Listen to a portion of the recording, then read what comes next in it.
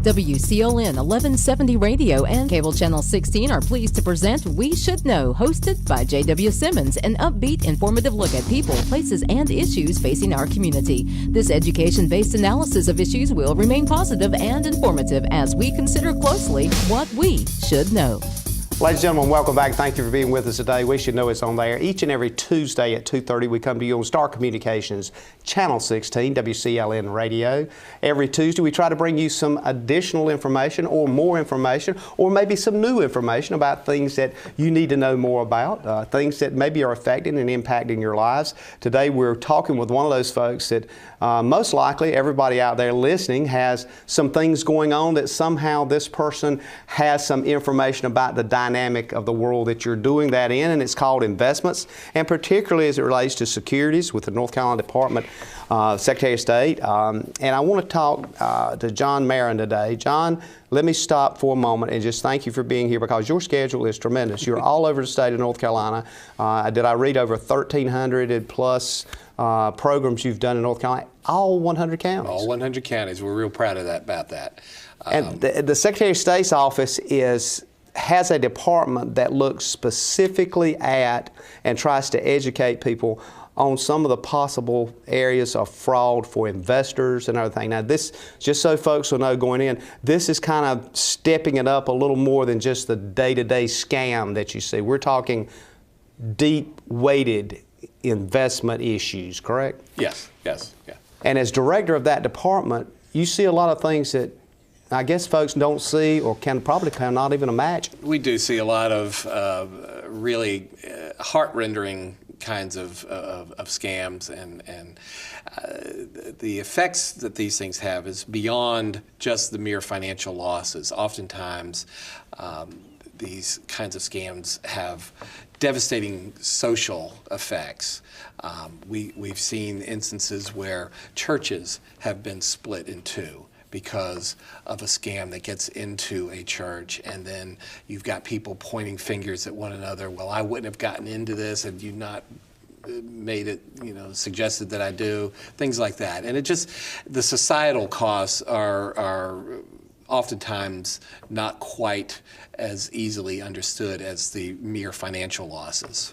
Now, I want to start out too with letting folks know they can reach out to John Maron and they can talk to you, and and the other thing I think is impressive as we were having a chat off camera is that you've got a telephone number they can call. We live in such a world now of texting and tweeting and all that kind of thing that folks tell me sometimes, well, do you just have a phone number? Right. So you want to give them that phone number up front? Yeah, sure. The toll-free number, and it gets answered by a live human being. Mm-hmm. It's 800-688-4507. 4507. And we're going to be trying to give that out to you a couple of 3 times during this discussion today. So let's talk about some of those things that I know that you've been involved in, and you mentioned groups like churches, teachers, and others. How easy is it for folks to, quote, get duped into some of these unsavory kinds of investments and things that really look good? I think we were talking about the possibility of 12% interest. Now I got everybody's attention. So it's those kinds of things that's like unbelievably crazy, and you think, man, I'd love to get in on that, right. But you don't want to get in on some of it. Well, chances are you don't. I'm not going to say that every pitch out there is fraudulent, but we do encourage people to take some due diligence, to sort of look behind the sizzle or the advertisements that they are bombarded with. What makes a great salesperson and the qualities that we admire most in a good, effective salesperson for a legitimate company makes an excellent con artist. The person often exudes confidence. They look the part. They're very professionally attired, and oftentimes they drive the fancy car. They have the nice house and stuff like that. And they talk jargon. They throw around buzzwords that people have heard, but they may not fully understand the concepts. And they gain your confidence. I mean, that's what a con artist does. They gain your confidence, and they lure you into their scenario with their false promises.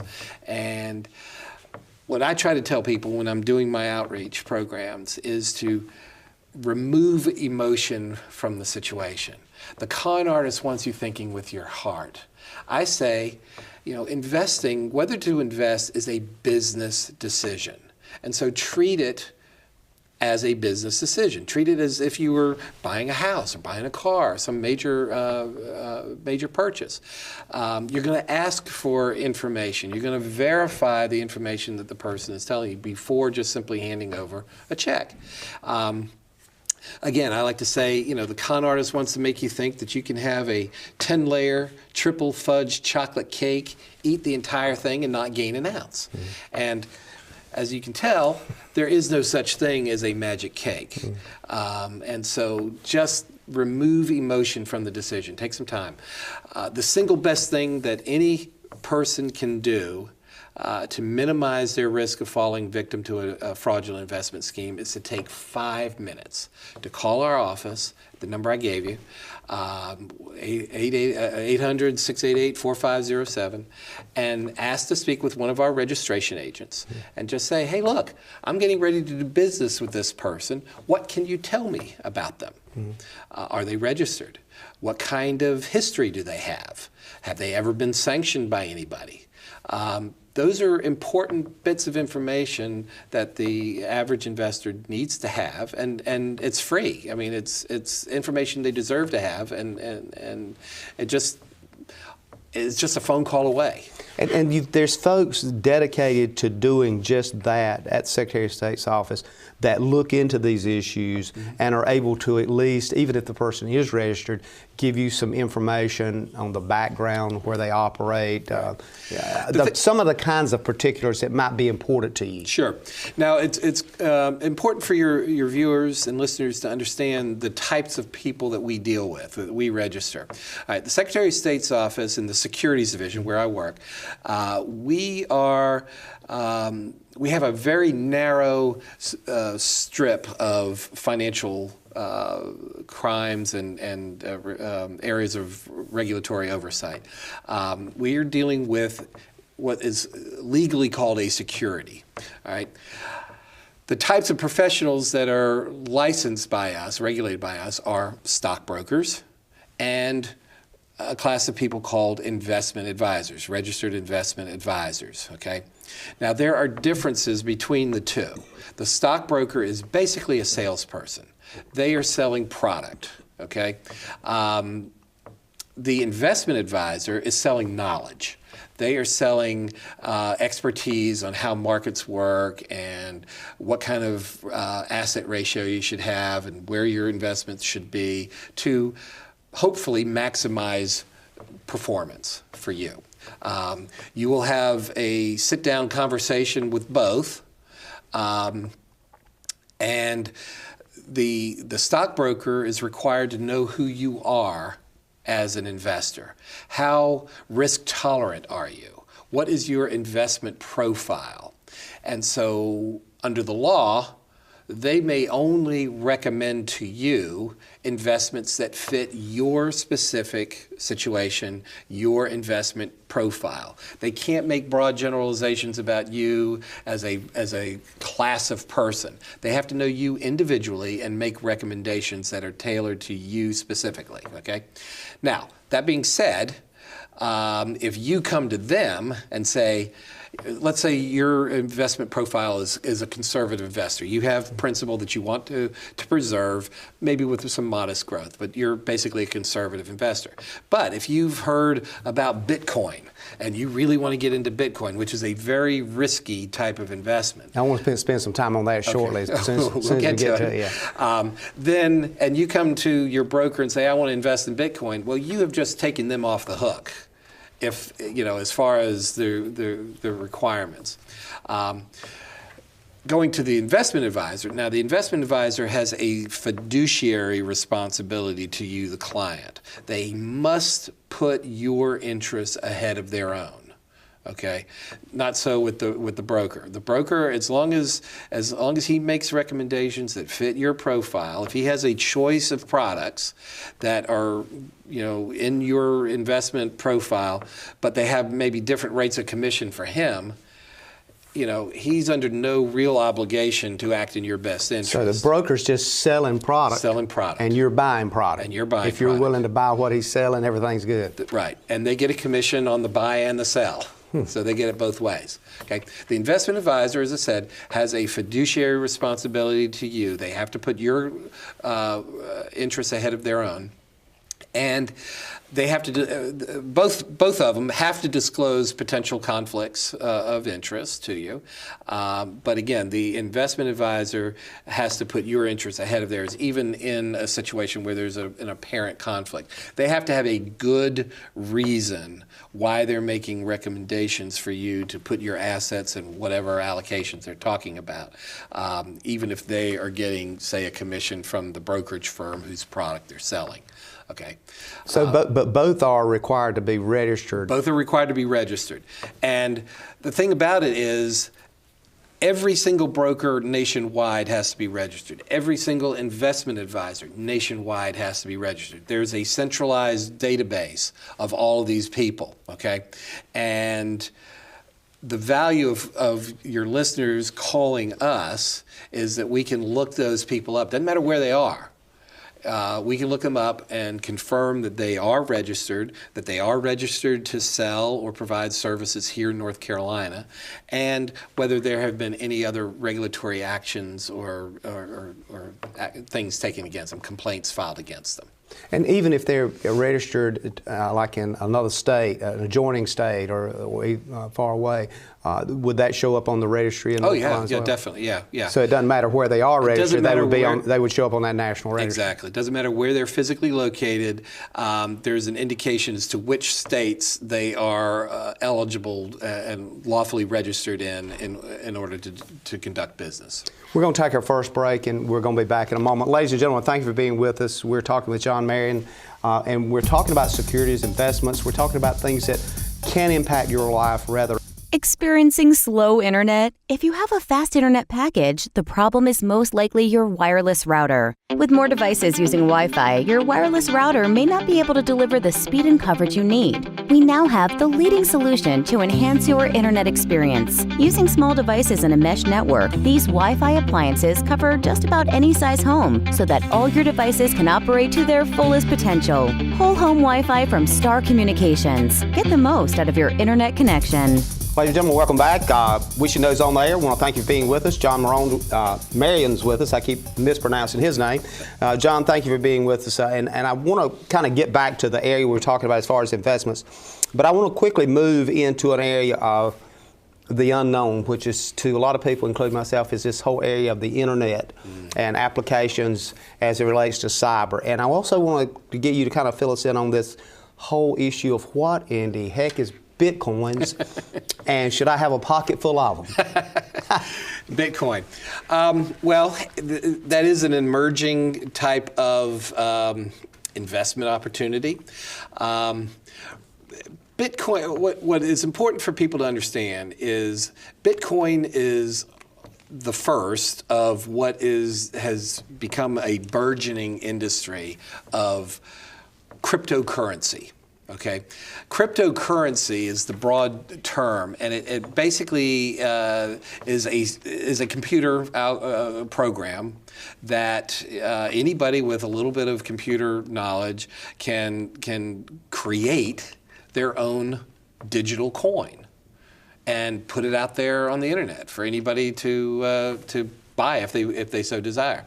I believe the last time I checked, there were over 1,500 different cryptocurrencies out there. Bitcoin was the first, and it's the one that most people know about and have heard. But there are all kinds of others: Ethereum, Monero, I think. And, I mean, just all kinds of different things. Some are done just out of tongue in cheek, but there are all kinds of coins out there now. There are two issues with regard to cryptocurrencies. One is actually using it as a form of payment, in lieu of dollars and cents or yen or rubles or whatever. Buying something using a digital currency. And basically the appeal to it is that you're cutting out the middle person, the banks. Okay, it's a way of people conducting business, paying for goods and services or whatever, without having to go through a bank. Okay, there are obviously criminal applications to this, and the criminals are able to do things anonymously. I mean, the internet is the internet, and just because somebody appears to be John Maron doesn't necessarily mean that the person behind that account is John Maron. It could be anybody, okay, anywhere. That's the thing about the internet. And so there's an allure to the criminal element of the anonymity, the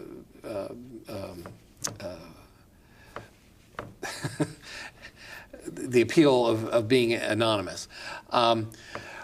Where we get into it, and where the Securities and Exchange Commission get into it, is when cryptocurrencies are being used as investments, okay?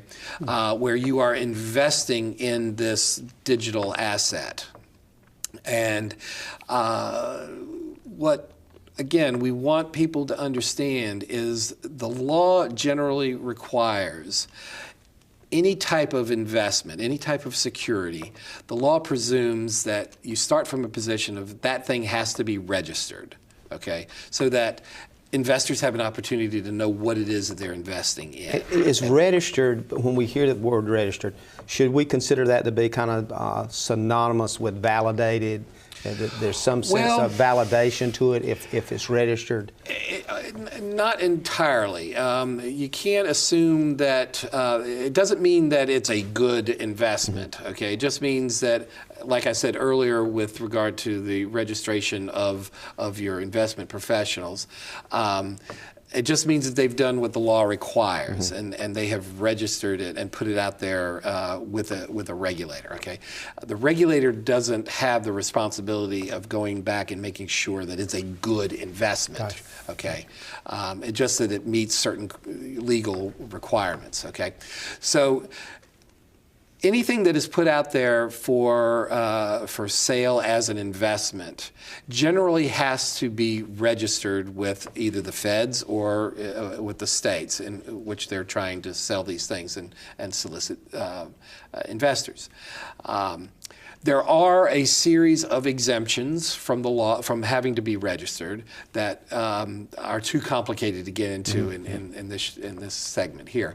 But generally speaking, these things have to be registered. Not only must the product be registered, but the person who is selling or issuing the product, the digital asset, or who are promoting it and getting paid, compensated to promote that thing, they have to be registered. Okay, so what's happening that we're seeing out there is that the con artists, the bad guys, are putting out this coin. They're usually creating their own coin, like the John Maron coin, for instance. And I would tie the value of my coin to Bitcoin because that's the one that everybody knows about. That was kind of the first out of the gate. That's the first out of the box, and it does generally have some value that is recognized. Okay, and so the scheme then would be, I'm promoting it to you over the internet. Okay, you deposit your dollars into a digital wallet. This is U.S. currency. Yeah, you're taking your money out of your bank and transferring it to a digital exchange that's out there on the internet, and you are you're changing your dollars into Bitcoin. Okay, and then I'm going to sell you my coin, and you're going to invest in it. So you're going to transfer your Bitcoin to me.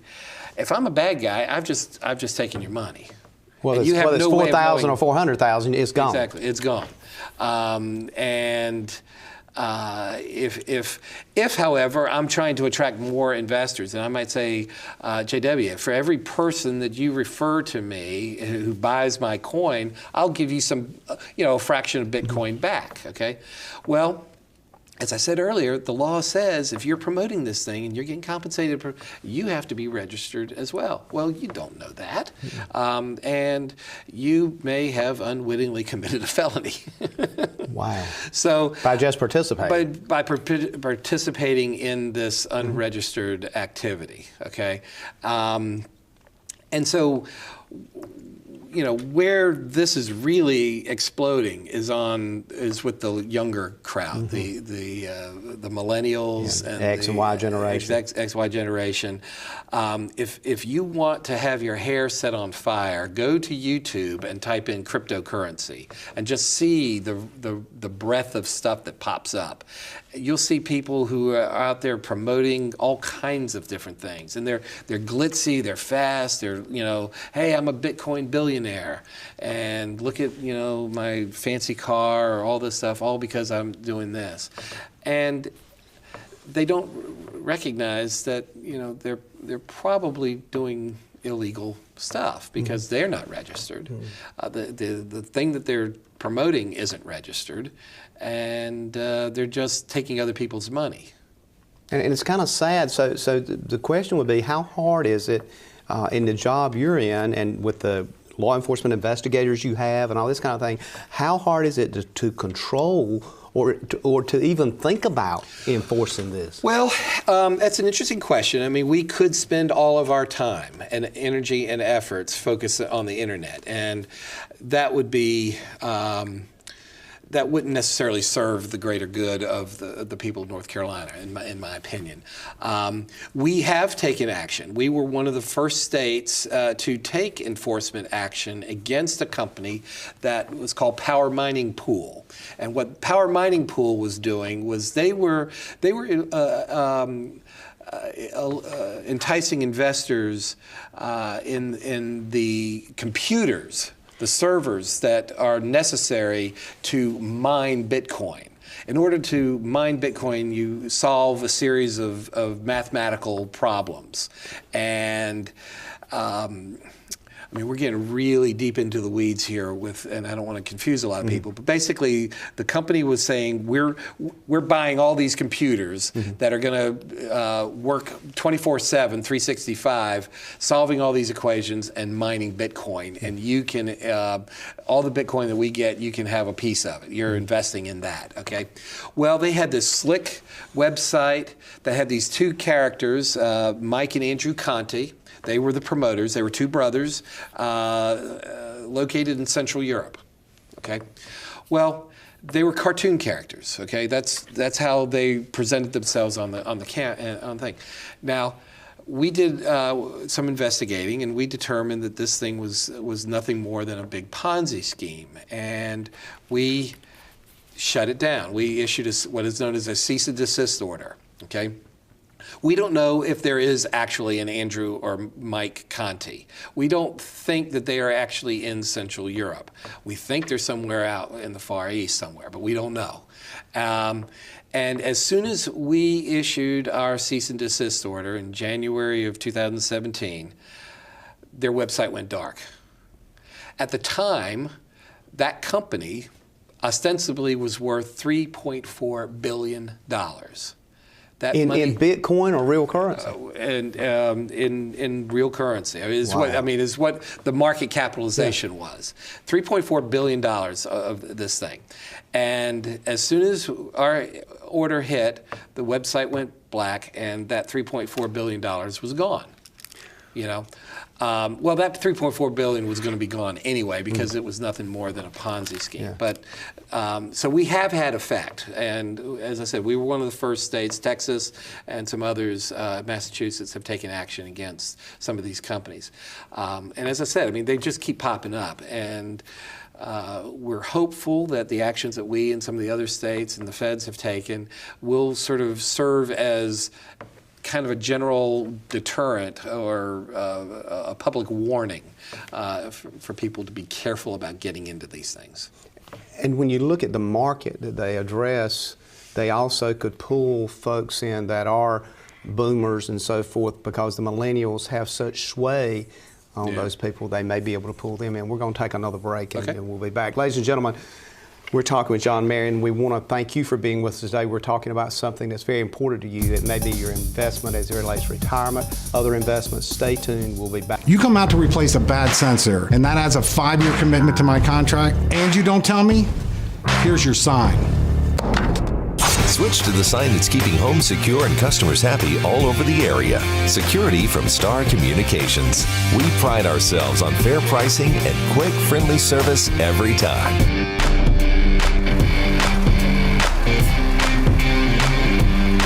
Somebody try to break into this place? Security from Star Communications. Ladies and gentlemen, welcome back. Thank you for being with us today. John Maron's with us with the North Carolina Secretary of State's office, the Securities Division. John, you've been around the state multiple times. I kind of looked a little bit at your track record, and with everything you got going on and the connectivity you got, you see a lot of stuff. And as you were talking a while ago, we started getting kind of deep with the Bitcoin thing. I think the best thing with that is very, very cautious in whatever you do in that area. Look very closely at the future, and remember to call 1-800-688-4507, because you've got folks on staff that are sitting there each and every day to ensure that not only the integrity of the information, but the information that they give you is going to help save you as it relates to probably schemes of various kinds. You mentioned a while ago the word Ponzi scheme, and if there's one person's name that's associated with that, it's Bernie Madoff. Yes. And of course, I think he resides in North Carolina now. He does. He's a guest of up at Butner. Yeah, I think so. So it's interesting when you look at that, and one of the points that we were talking earlier off air, a lot of folks get caught in those schemes that are very kind of captains of their industry, if you will. Yeah. And you look at it and go, this is not, these kinds of scams and these kinds of high-level things are not just for folks that maybe think, well, I'm ashamed I got in it, I should have known better. Some very intelligent people are sucked into these things regularly. That's right.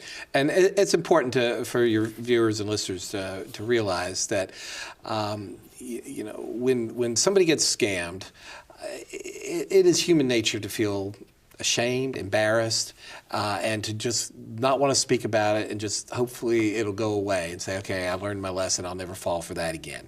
And that's understandable. But what we at the Securities Division try to do is encourage you to come forward and make the complaint. We make no value judgment about you as an individual and your capacity or your capabilities. What we are interested in doing is finding out who the bad guy is, where they are, and try to get them out of our community. And in the case of like a Bernie Madoff, all the justice that they deserve. Okay, and again, what's important to realize is that if there is a con artist out there and there is a victim, that's not going to be the only victim. There's going to be others, and by coming forward and making the complaint, that helps us paint the picture of this individual. It can oftentimes allow us to go and subpoena bank records from the individual that is alleged to have committed the crime. And truly, that's where the tale is going to be told.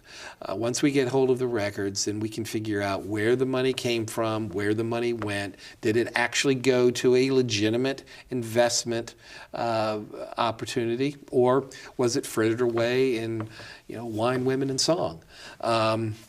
So that's the kind of stuff that we encourage people to do. We hope that they won't feel too embarrassed to call us, because that might save somebody else.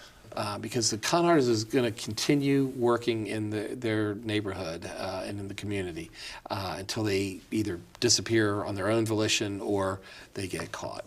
And an example that you talked about off air, I'd love for you to touch on, is a scam that was going on with public school teachers, and which an individual is really, and it's sad, because all of these hardworking folks, and they're trying to save a little here and there, and if it's $50 or $200 a month, they're putting back, and then all of a sudden, here. Yeah, a few years ago, we had this individual who had some run-ins with the securities industry in the past and with regulators. He, in fact, he was permanently banned in the early 2000s from ever selling an investment, a security again. He happened to be also an insurance agent. And what's important for folks to understand is that our agency, we have no jurisdiction over insurance agents or insurance products. And that's the Department of Insurance. The individual was able to convince Durham County Public Schools to allow him to come in and talk to soon-to-be retiring teachers. And he pitched his annuity products to them. He had a number of them like what he said and signed up and signed contracts. He took those signed contracts back to his office and photocopied them and cut out their signatures, and then pasted those signatures onto brokerage account agreements, refotocopied them to make them appear as though the person had given legal permission to take their money and put it into some type of an investment. And that money was gone. And part of the problem was the individuals didn't know that our agency existed for the purpose of helping them make a decision as to who they should deal with. And so again, that's the reason why I do go across the state and do all the presentations that we do, is to raise awareness that our agency is here to have a simple 5-minute phone call. We would have been able to tell those individuals that, what his history had been, that he had been permanently banned from the investment industry back in the 2000s, and that might have caused them to think twice about doing business with this person. So we don't want that to happen to anybody else. And so we do go across the state. We do talk to, I've talked to Rotary clubs. I've talked to church groups. I even talked to a quilting club in Greenville. They were among the most attentive people that I've ever talked to. They were quilting away, but they were listening. Yeah. And it was great. And we talked to other types of people. We talked to lawyers. We talked to CPAs. We talked to accountants. We talked to fraud investigators. We talked to anybody who's willing to listen. And I appreciate the opportunity to come here today and talk to your listeners. Well, one of the things I wanted to touch on too, before we completely get too far out, is something that's impacted Eastern North Carolina, particularly here in the past, I'll say 3 years, but 2 years specifically, is something called Matthew, Florence, huge number of disaster situations occurring. And as I was reading, and again, I want to mention that there is a quarterly newsletter that comes out of your office that is very interesting. If folks don't get it, they can go online and sign up for this and get it right in their inbox. But one of the segments in this particular newsletter for December talked about watch for financial scams related to recent hurricanes. Yeah. And it's just unbelievable at the kinds of things that people will do to take advantage of folks that are already devastated. Well, what the con artists do, a lot of them, is they follow the news. They follow the news headlines. And especially after a natural disaster, or when something like the BP pipeline down in the Gulf, something like that. They piggyback on the free publicity, the free advertising that media gives attention to the event or the natural disaster or whatever. And so the con artists will use that to their advantage, and they will prey on people's natural good instincts to help other people. And this touches these kinds of scams. Not only are they investment scams, but they're also charity scams. And our agency is also the regulator of charities and charitable solicitors for the state. So in this instance, our two divisions work very closely together, and the same kinds of people will take advantage of people's good intentions through either fraudulent investments relating to cleanup or recovery or new technologies, as well as fake charities that are purporting to do good work. And all they're doing is taking people's money. And they'll use sound-alike names. You know, instead of the American Red Cross, it might be the National Red Cross or something like that. You know, something. You know, we've all heard of the Red Cross, but you know, which is it? They'll use sort of sound-alike names to fool people into giving them money. When you look at these things and you think about stuff that you consider going in, are there specific little quirks that come to mind that folks need to be aware of? One of them, which you just talked about, is the similarity of name and name identity. Make sure it is the American Red Cross. Validate that. Exactly. Yeah, things to watch out for are, especially with investments, the too good to be true kind of scenario, where somebody is promising you a rate of return that is way above what you're going to get at your bank or credit union on your savings account, okay? You know, 10, 12, 14, you know, Mr. Ponzi that you alluded to, he was promising 100% returns every 90 days. So he's going to double your money every 3 months. There are no guarantees in investing. So to some degree, greed plays into this too. Well, there is that. I mean, there's all kinds of evil that you can see coming forward. There is certainly an element of that, but there's also, you know, if the person uses words like guaranteed or little to no risk, those are buzzwords. Those are things that should get the little hairs on the back of your neck standing up and your antenna going wild, because there are no guarantees with investing. Nobody can promise you any specific rate of return except the U.S. Treasury or your federally insured bank or credit union on the deposit accounts. Those are the only two. Anybody else is lying to you. There is no such thing as low risk. Well, low risk would be your savings account, okay? But if somebody is promising you X percent and saying there's, you know, your interest, your principal is guaranteed, your interest is guaranteed, they're lying to you. They cannot do it. So those are things to watch out for. Well, we're going to take our break here, and we're going to come back. Ladies and gentlemen, we're talking with John Maron. We're talking about things that I want to say is not only near and dear to you, but they're things that basically are built to build your future, and you may be 6 or... To get the most out of your electronic devices, you need a strong internet connection and a protected home Wi-Fi network. You need high-speed internet from Star. Star has the fastest, most affordable high-speed internet service available for all your devices. We have no long-term contracts or high-pressure sales. Our service speaks for itself, and switching is hassle-free. We take care of everything with free installation from a local company. High-speed internet from Star. Internet at the speed of life. Ladies and gentlemen, welcome back. Show goes fast. We got content as we have today. We're coming up on our last segment. I want to thank you for being with us. We're going to try to cover as much stuff as we can. We're talking about securities, investments, some of those high-level things that maybe oftentimes you don't think you need to look at that close, or you've been with somebody for so many years. Things change over time. Things happen. John Maron is with us with the North Carolina Secretary of State's office.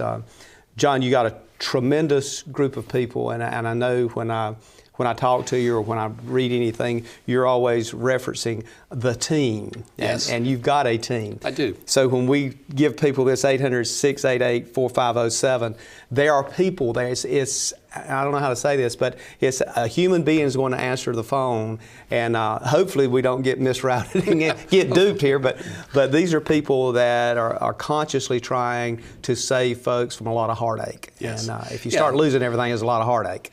We have a tremendous staff, and I have to obviously give credit to Secretary Elaine Marshall. Mm-hmm. She's the head of our agency, and she sets a shining example for the rest of us. The Securities Division, we have about 30 plus or minus people who are a mixture of law enforcement, sworn law officers, regular investigators, non-sworn investigators. We have forensic accountants. We have attorneys, and we have little peons like me who go around and do these kinds of presentations and stuff. So, and then all kinds of support staff as well. We have victim assistance people. We have document processors and evidence gatherers and things like that. So it's a tremendous team. It's a small team, but it's highly effective. I think we punch way above our weight as an agency. And as director of that program, I'd like to say again, I just want to thank you for taking your time to be with us today, and hopefully we can touch some people that maybe can help, that we can help in some way, at least get some information. And one of the things that we kind of segued away from a while ago, because we got caught up in the Bitcoin thing, is the whole internet field. That is going to be with us, and people are preyed upon in so many ways. Let's talk about that for a bit and what you see happening there. Well, a lot of the scams that we see come through the internet. People get solicited. We know about the Nigerian prince he's been trying for 20 years to get his money out of Nigeria and into your bank account, and he promises to give you 80% of it if you'll just give him your bank account number. Okay. The IRS scam, where the IRS is, purportedly calling you or sending you threatening notices saying you're delinquent on your taxes. All of those, the IRS is not going to call you. So what we are looking at as an agency is the security of the computer systems that the investment professionals themselves have. Okay, as I mentioned earlier, you've got your investment advisors. They have a fiduciary responsibility to you, the client, to keep your data safe and secure. Okay, and so we're going to be. It's a brand new program for us. We haven't quite unveiled it yet, but it's coming, and we're still working out some of the kinks. But basically, what we're going to do is we have a person on my staff, on my team, who is a computer expert. And we're going to make him available as sort of a consultant if the investment advisor feels like he or she needs it. Most of the investment advisors that we regulate here in the state, there's a dual system of regulation. If an advisor has assets under management greater than $100 million, they're the property of the feds. The feds have responsibility for overseeing them. So these are the big guys, the big dogs. But there are about 390 plus or minus 300, 400, somewhere around 400 advisors here in the state who have less than $100 million of assets under management. Those are our responsibility. Okay. Now, collectively, even though there are only 400 of these people, collectively they have over $8 billion of assets that they're managing. That's money that you and I and everybody else in the state of North Carolina entrust to them. That's a pretty tempting target, potentially, for bad guys, okay? So we're going to try to reach out to our investment advisory community and say, hey, look, you need to take this issue seriously. It's not a matter of if you get hacked, it's a matter of when you get hacked. And what are you doing in the meantime to do everything you can that's humanly possible, that's reasonable as well, to make sure that you are keeping your clients' personal financial information safe and secure. Okay, and so we're going to have a fellow on my team sort of reach out to these people and provide suggestions, best practices. We're not going to recommend that they have specific software or vendors or whatnot. We're just going to say these are the kinds of things you need to be thinking about, and how do you harden your computer systems and make them less vulnerable to attack. Do we overlook that? Is that a much more serious problem than we can even imagine as we sit here and talk about it? Well, we hear about the data breaches all the time, and these big companies and countries that are countries that are doing this. Yeah, there's state actors that are doing this, or at least so we're led to believe. And yeah, I mean, it is, and we all experience it. I mean, I can tell you probably in the time that we've been sitting here, when I fire up my cell phone, I will probably have 2 or 3 different unsolicited things coming in. Just trying to get you to open. Trying to get me to open them.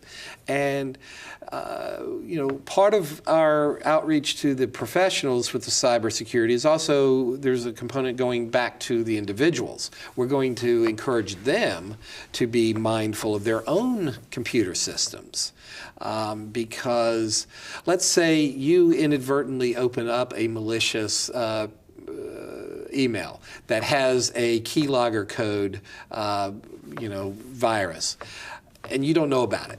Well, you are doing business with your investment professional, maybe electronically. Well, you might inadvertently transmit that virus to them, and then they are interfacing with the brokerage firms that have your money. That virus gets in there, and then all of a sudden, the bad guy has access. So you become an unwitting contaminant. Exactly.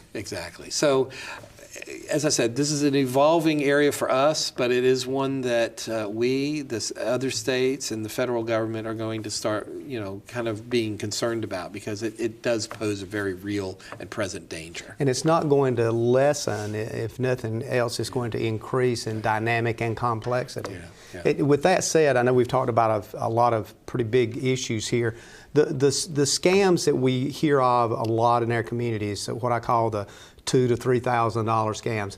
Does a lot of that stuff get picked up by the SBI and by the Department of Justice and Josh Stein's area, or is that something that you guys don't really get that much involved in? Well, it depends on the nature of what it is. I mean, again, our area of responsibility is very narrow. Okay, so we deal with investment fraud, charity fraud, things like that.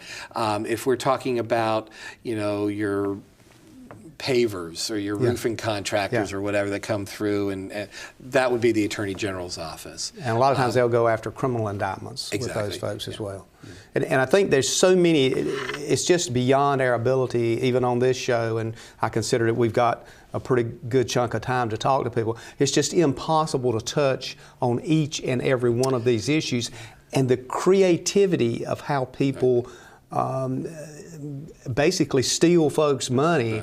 And the boldness of it. We've had a scam in North Carolina has been a part of this in this area, in which some top officials' names were actually used, and they used voice overlays.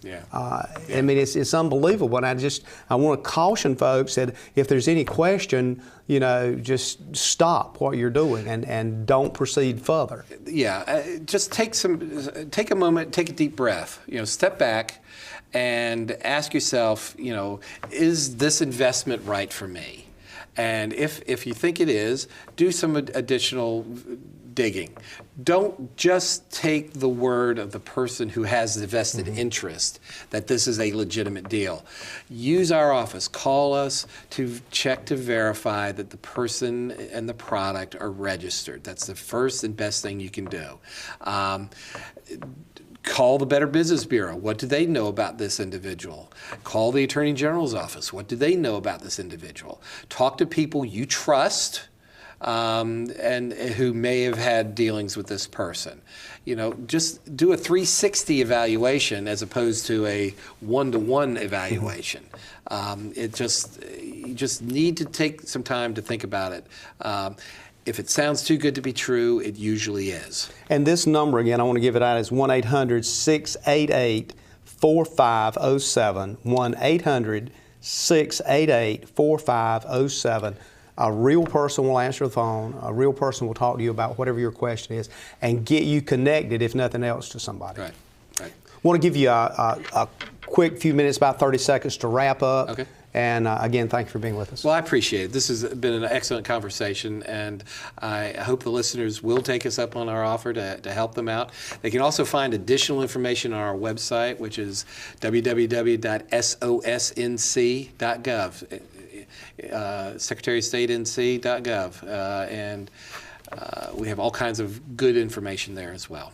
And that sosnc.gov has a great parameter to it because it's basically saying, I need some help. Yeah, exactly. Thank you again for being with us. Ladies and gentlemen, I want to thank you for being with us today. John Maron has been an excellent person to be able, Marion rather, to get this information out. But the information is no good unless you call that number or unless you use it. Every day, somebody is getting hooked or crooked out of money that they've worked hard for. Thank you for tuning in to this week's episode of We Should Know with host J.W. Simmons. If you have a question, comment, or suggestion regarding this or any episode, please send your emails to weshouldknowedu@gmail.com. And remember to tune in every Tuesday at 2:30 for another informative episode of We Should Know.